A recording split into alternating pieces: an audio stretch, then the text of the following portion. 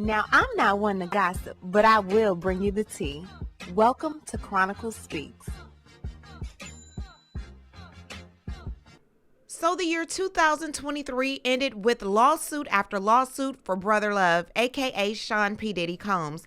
First, Cassie broke the internet with a lawsuit she filed that ended up in a settlement. Then Joy Dickerson Neal filed a lawsuit claiming that she was drugged and essayed when she was in college by Sean P. Diddy Combs. And then another lawsuit was brought forth with a lady claiming that Diddy and Aaron Hall sexually assaulted her and her friend. Well, not too long after that, Jane Doe came forward claiming that in 2003, at the age of 17, she was sexually trafficked and gang-arded by not only Diddy, but also his bad boy executive, Harve Pierre, and a third assailant. Well, Diddy, Harve Pierre, and their counsel all wanted her name to be revealed to the public. They already knew who she was, but they wanted the public to know as well. However, just yesterday, their minds were all changed. Not only are they agreeing to keep her name private, they also want to temporarily seal the opposition brief because the contents inside of that brief, although they don't reveal her name, it will reveal who she is because she has a public-facing identity. What does that mean? This is someone who we all possibly know. We are going to break this story down and so much more, but before we do, please be sure to subscribe to this channel and hit the bell for notifications so you don't miss out on any news regarding this case and so much more. Now let's get back into it. So your boy Diddy's life seems to be crumbling right before his very eyes. Back in December, shortly after these lawsuits dropped, Diddy reportedly lost 18 brand partnerships. Now because of these lawsuits, he's not even showing up to the Grammys. Things have gotten pretty bad for the brother that wants to be called Love. However, according to all of these lawsuits, he's exuded everything but love. According to these lawsuits, this man is an evil menace who uses his power to subdue women and silence them due to his connections in Hollywood. On December 6, 2023, there was a complaint filed in the Southern District of New York by a Jane Doe. She filed this against Sean Combs, Harve Pierre, a third assailant, Daddy's House Recordings, Inc., and Bad Boys Entertainment Holdings, Inc. Jane Doe, who was currently around 37 or 38 years old right now, was 17 and in the 11th grade back when these events first happened in 2003. During that time, Miss Doe met Mr. Pierre and a third assailant in a lounge in the Detroit, Michigan area. While at that lounge, Mr. Pierre insisted he was best friends with Mr. Combs and even called Mr. Combs with Miss Doe. Mr. Combs convinced Miss Doe, who was half his age at the time, to accompany Mr. Pierre and a third assailant on a private jet to come to his studio in New York City. Before they left for the private jet, Mr. Pierre smoked crack cocaine in a bathroom at the lounge, in which he also sexually assaulted Miss Doe by forcing her to give him oral sex. And she's expressing that she's using the pseudonym third assailant because she does not currently know the third assailant's name. However, once that's produced during discovery, she does plan to amend the complaint and produce his name. Mr. Pierre, third assailant, and another gentleman then escorted the high schooler to a private jet, which flew them to Teterboro, New Jersey. There were SUVs awaiting the group at Teterboro, and the four of them were driven to Daddy's House Recording Studios, a studio famously owned and operated by Mr. Combs and Bad Boy. While at the studio, Mr. Combs and his associates, including Mr. Pierre, piled Miss Doe with drugs and alcohol. As the night wore on, the 17-year-old Miss Doe became more and more inebriated, eventually to the point that she could not possibly have considered to have sex with anyone, much less someone twice her age. While at the studio, Miss Doe was gang by Mr. Combs, the third assailant, and Mr. Pierre in that order. While Mr. Combs was raping Miss Doe, he complained that he could not get off unless she pinched his nipples as hard as she could.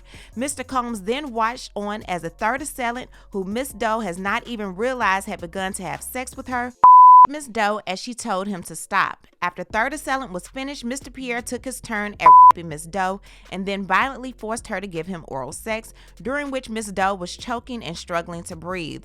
When Mr. Pierre finished, he left Miss Doe in the bathroom alone. Miss Doe fell into the fetal position and lay on the floor. Her vagina was in pain. Finally, after a period of time, Miss Doe regained her bearings. However, she could barely stand up following the gang rape, and had to be helped to walk out of the building and back into a car. She was taken back to an airport and flown back to Michigan. However, she had very limited recollection of her transport home and only remembers being in a car sometime early in the morning. Unlike many victims who have come forward after decades, Ms. Doe can prove that she not only met Mr. Combs on the night in question, but was in the studio in New York City with him on that night. Remember, when viewing these, Ms. Doe was only 17 years old.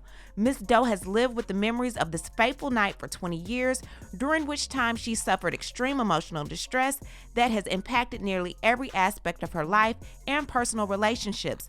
Given the brave women who have come forward against Mr. Combs and Mr. Pierre in the recent weeks, Ms. Doe is doing the same. To that end, Ms. Doe brings this action seeking injunctive, declaratory, and monetary relief against defendants in violation of the Victims of Gender-Motivated Violence Protection Law.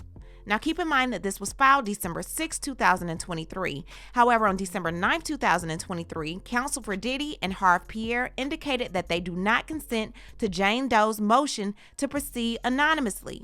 Her lawyer, Douglas Wigdor, noted that the accuser's identity had been disclosed to Diddy and Harve Pierre's counsel, and both already knew her name. Jane Doe wishes to proceed under a pseudonym due to concerns for her safety and to prevent additional trauma given Diddy's popularity. Well, all of that changed yesterday when the following letter was sent to the judge. Dear Judge Clark, we are the attorneys for defendants Sean Combs, Daddy's House Recording Studios, Inc., and Bad Boy Entertainment Holding, Inc., collectively Combs defendant in the above reference action. December 11, 2023, plaintiff moved for entry of an order permitting her to proceed anonymously as Jane Doe. Although the Combs defendants are opposing the motion, they seek to seal defendants' memorandum of law in opposition of plaintiff's motion to proceed anonymously out of an abundance of caution. In accordance with Rule 5E of the court's individual rules and practices in civil cases, the Combs defendants submit this letter motion to respectfully request leave to file under seal the opposition brief. We have met and conferred with plaintiff's counsel, who consents to the requested relief. The opposition brief is simultaneously filed with this letter motion. The opposition brief does not reveal plaintiff's name, but it does refer to certain facts about plaintiff that the Combs defendants have learned because her identity was disclosed by plaintiff's counsel. See Opposition Brief 1, 2, and 17. The facts included are pertinent to the motion, but the Combs defendants want to disclose them under seal to avoid any possibility that a third party could recognize plaintiff's identity before the motion is decided. Plaintiff has a public-facing identity that could be potentially determined from the content of the opposition brief. So whatever Diddy put in Opposition 1, 2, and 17 is enough that would let the public know exactly who the plaintiff is. The plaintiff is someone famous. The Combs defendants request this relief only for as long as the motion is sub judice, which pretty much means as long as it's under trial or being considered by a judge. If the court denies plaintiff's motion, the Combs defendants submit that the opposition brief should be unsealed and made part of the public docket. If it is granted, then it should remain sealed in the court's discretion. So for whatever reason, Diddy and Harve Pierre are fighting to get this woman's name revealed. I guess revealing her name will somehow help their case.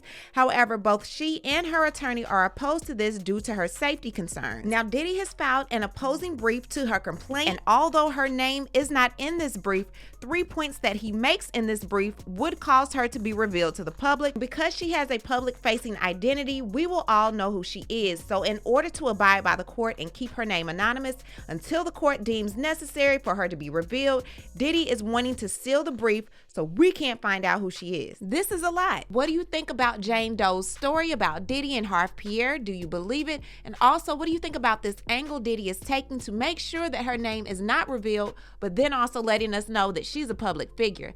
Leave a comment and you know how we do. We'll talk about it down below. Talk to you guys later. Bye. As always, thanks for watching. Don't forget to hit that subscribe button, hit that like button, and hit that bell so you don't miss any of my new episodes.